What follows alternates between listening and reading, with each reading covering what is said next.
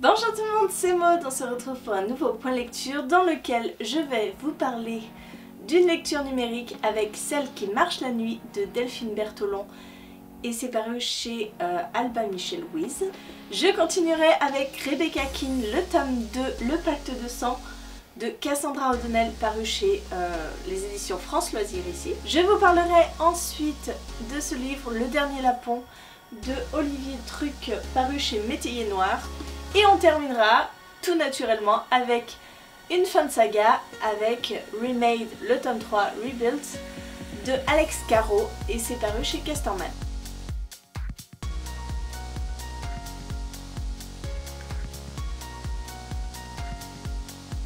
Allez, on commence avec cet e-book que j'ai eu grâce au PLIB 2020 puisqu'il faisait partie des présélectionnés. Il m'intéressait beaucoup puisqu'on est dans une histoire d'horreur où nous allons suivre un ado qui s'installe avec sa famille dans une maison. Il est accompagné de sa petite sœur qui a 5 ans et qui, les premières nuits, se réveille la nuit et hurle de terreur. Elle fixe le mur en face d'elle, de sa chambre, et voilà, elle est comme dans un état second.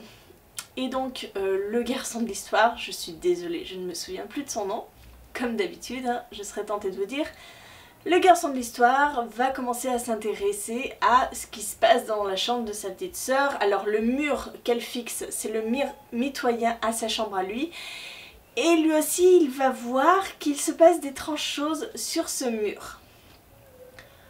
Je dois bien avouer que j'ai pas forcément aimé ma lecture. J'ai trouvé ça long, j'ai pas trouvé ça très original, j'ai trouvé que l'histoire au final était assez basique, assez classique, je n'ai absolument pas eu peur.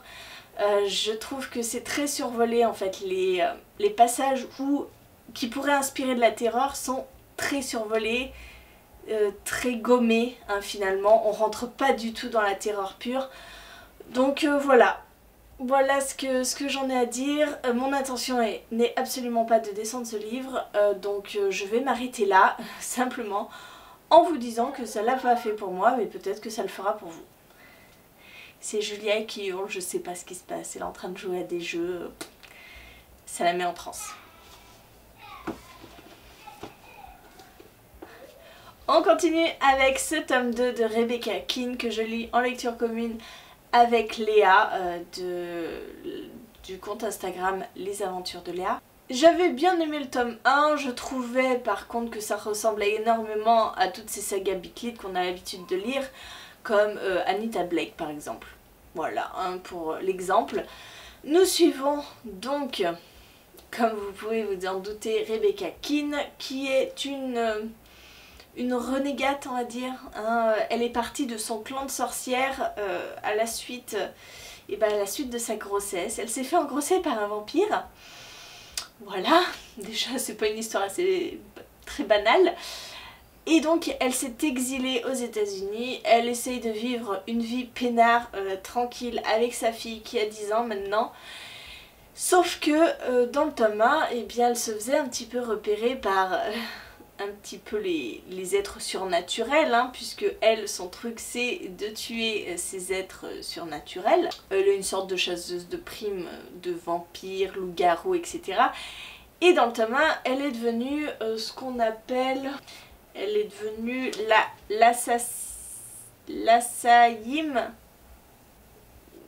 l'Assayim, je crois que c'est ça. Hein, donc en gros, c'est l'assassin de ces groupes de surnaturels qui se sont mis en clan.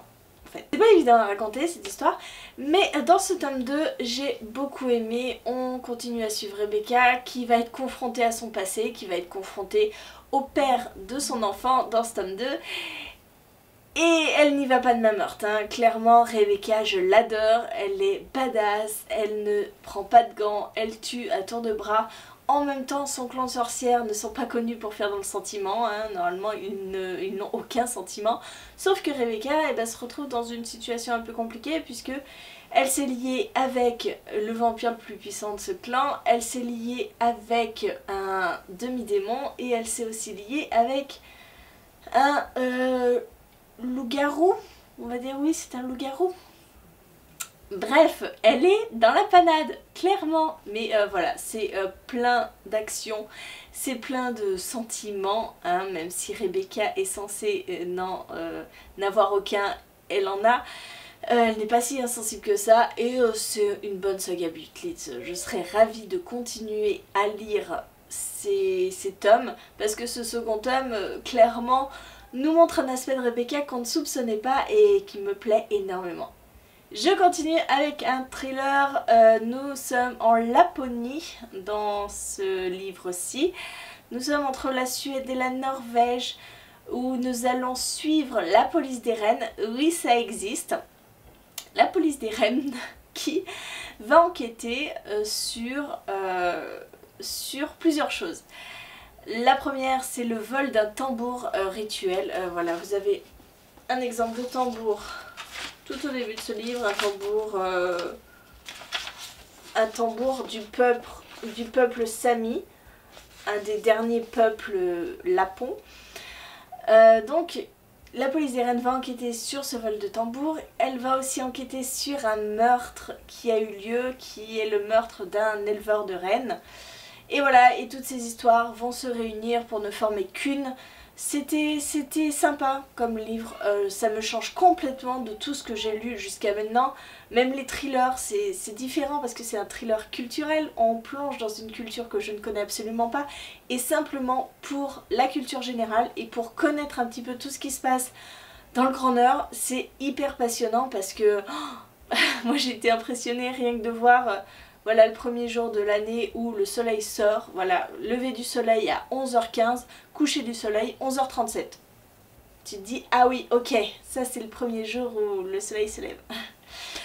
Bref, il y a plein d'indications comme ça, il y a beaucoup, c'est très documenté sur la culture en Laponie. Alors, le contraste entre modernité et tradition, c'était vachement bien de ce côté-là. Franchement, j'en ressors grandi et j'en ressors avec une envie de découvrir ces paysages, avec une envie de voyager, une envie d'en apprendre encore plus. Simplement, il y a malheureusement beaucoup de longueur, hein. C'est une écriture qui est très descriptive, vous pouvez vous en douter, avec tous ces paysages enneigés, glacés, toutes ces descriptions des cultures, de l'histoire de ce pays, etc. Donc il y a beaucoup de longueur. Des fois je ramais en me disant quand est-ce que l'enquête va avancer. Donc voilà, c'est un petit peu le bémol, mais j'ai passé un relatif bon moment avec cette lecture, surtout du point de vue culturel qui m'a enrichi, un truc de fou. Et on termine avec cette fin de saga que j'ai lu en lecture commune avec Ludo de la chaîne Prends un livre et détends-toi, comme toute la saga. Voilà, on l'a terminé, c'est le dernier tome, c'est la fin. Et clairement, j'ai passé un bon moment avec cette lecture. Ça a toujours été une lecture assez originale. Nous sommes dans notre monde qui va subir l'attaque d'un virus. Oui, hein. Quand j'ai attaqué ce livre, je me suis dit tiens, c'est le bon moment, on est en confinement. Pourquoi ne pas lire un livre sur un virus? Donc un virus très meurtrier qui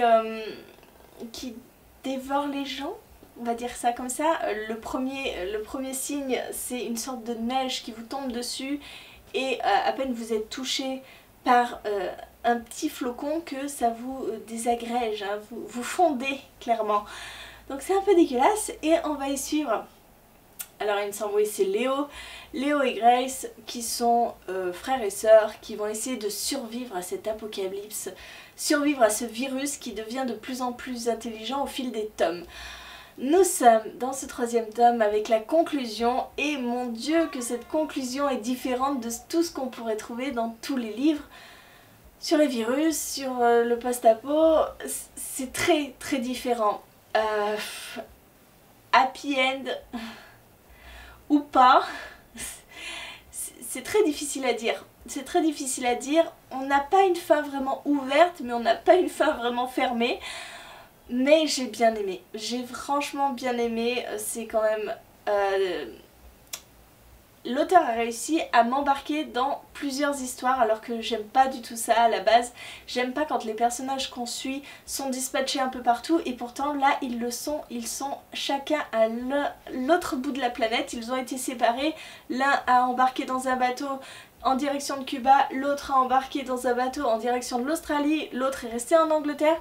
Voilà, tous les personnages principaux sont éclatés dans le monde et pourtant j'ai pas ressenti ce truc que je ressens d'habitude quand on sépare les personnages, cette lassitude, cette envie de retrouver un personnage que je préfère à l'autre. Non, là j'ai aimé les suivre tous les trois, j'ai aimé voir qu'ils pensaient les uns aux autres, qu'ils arrivaient à interagir malgré cette distance. J'ai aimé suivre le père de Léo, qui est un petit peu le personnage secondaire des 2 premiers tomes, qui est un petit peu en laissé pour compte, qui n'est pas du tout avec sa famille, bref, qui était resté aux États-Unis lors du début du virus. J'ai aimé en fait tous ces personnages, je me suis un peu attachée à eux clairement, j'ai aimé les suivre et bah cette fin elle est un peu douce amère, c'est très difficile à dire. Avec Ludo on s'est interrogé, est-ce qu'on avait compris la même chose pour la fin ou pas, et au final oui, hein, on en a discuté, on a compris pareil et j'aime bien ces livres qui nous font nous interroger sur la fin et qui nous font nous poser des questions. Donc c'était très sympa, c'était une chouette saga post-apo, enfin apo et post-apo, et voilà, sur un sujet d'un virus tueur. Voilà, si vous avez envie de vous mettre en condition, si vous n'avez pas peur de ça, allez-y, foncez parce que c'est vachement bien. Voilà, c'est tout pour cette vidéo, ce point lecture sur ces 4 livres que j'ai lus. N'hésitez pas à me dire en commentaire si vous avez lu un de ces livres, ce que vous en avez pensé. Et puis moi, en attendant, je vous fais des gros bisous, je vous souhaite une très bonne journée, de très bonnes lectures. Et je vous dis à très bientôt pour une nouvelle vidéo.